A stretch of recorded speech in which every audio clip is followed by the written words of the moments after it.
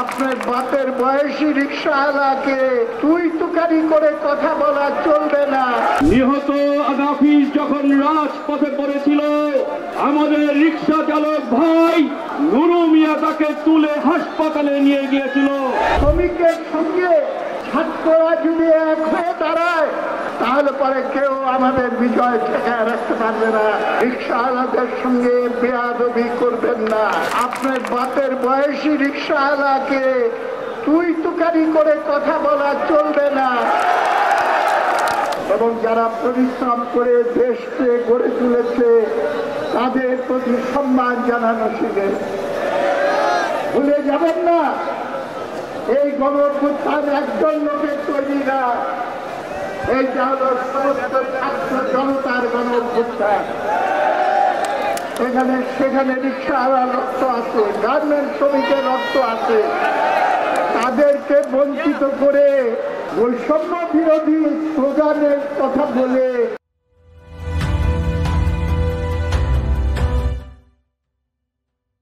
আপনারা এখানে মধ্যবিত্ত শ্রেণীর বুদ্ধিজীবীদের রাজত্ব কায়েম করলে বৈষম্য দূর হবে না।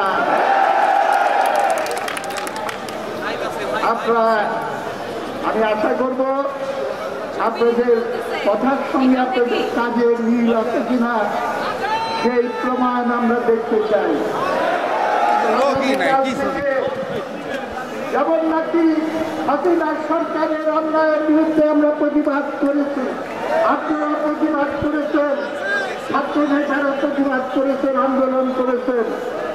কোন ছাত্র যদি আমার রিক্সাওয়ালার প্রতি অবিচার করে, যেইভাবে আমরা হাসিনার গুন্ডা বাহিনীকে আমরা নিবৃত করেছি, একইভাবে তাদেরকেও বিরত রাখার জন্য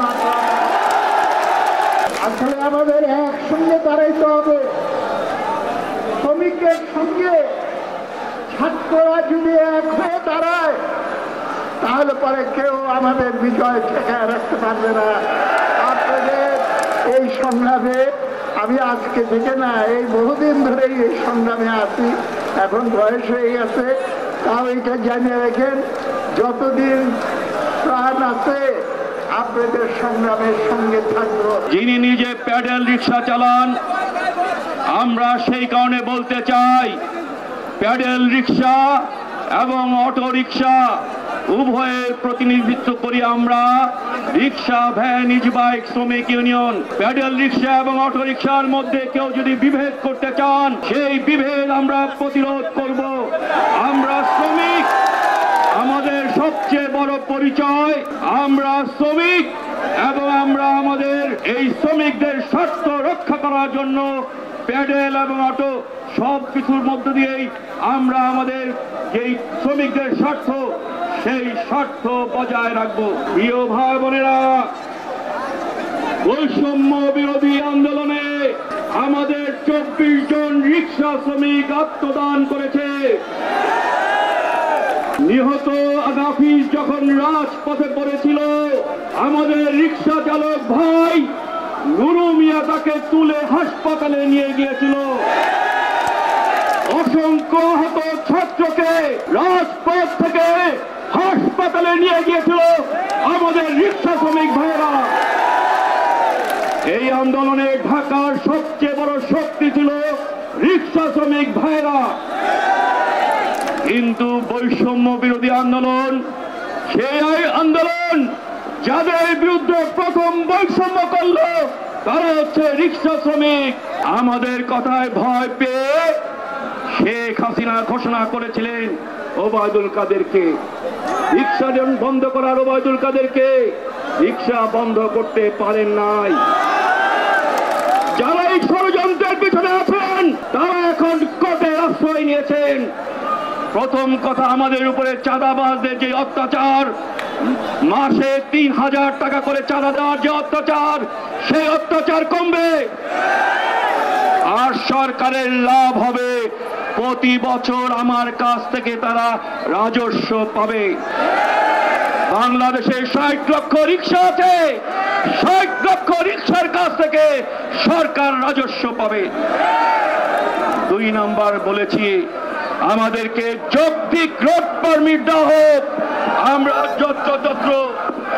যত্রতত্র গাড়ি চালাতে চাই না, আমরা রুট পারমিট অনুযায়ী, যৌক্তিক রুট পারমিট অনুযায়ী গাড়ি চালাতে চাই। 3 নম্বর বলেছি, আমাদেরকে প্রশিক্ষণ দেওয়া হোক। 4 নম্বর বলেছি, এই যে রিক্সা যদি অনিরাপদ হয়ে থাকে, তাহলে আপনারা এত বড় বড় প্রকৌশল বিশ্ববিদ্যালয় কেন আছেন, কেন বুয়েট আছেন, কেন চুয়েট আছেন, কুয়েট আছেন? আপনার এই রিক্সাকে নিরাপদ করেন। আমরা সরকারকে এই বিষয়ে কোনো পদক্ষেপ নিতে দেখি নাই। আমরা আজকে আপনাদের সামনে ঘোষণা করছি, আমরা রিক্সা ভ্যানজীবী বাইক শ্রমিক ইউনিয়ন, আমরা আমাদের যারা প্রিয় ইঞ্জিনিয়ার আছেন, প্রকৌশলীরা আছেন, যারা মেকানিক্যাল ইঞ্জিনিয়ার, যারা অটোমোবাইল ইঞ্জিনিয়ার, তাদের সমন্বয়ে একটা কমিটি গঠন করব, যারা আমাদের পক্ষ হয়ে এই রিক্সাকে নিরাপদ করার গবেষণা করবেন এবং একটা নিরাপদ রিক্সা চালু করবেন।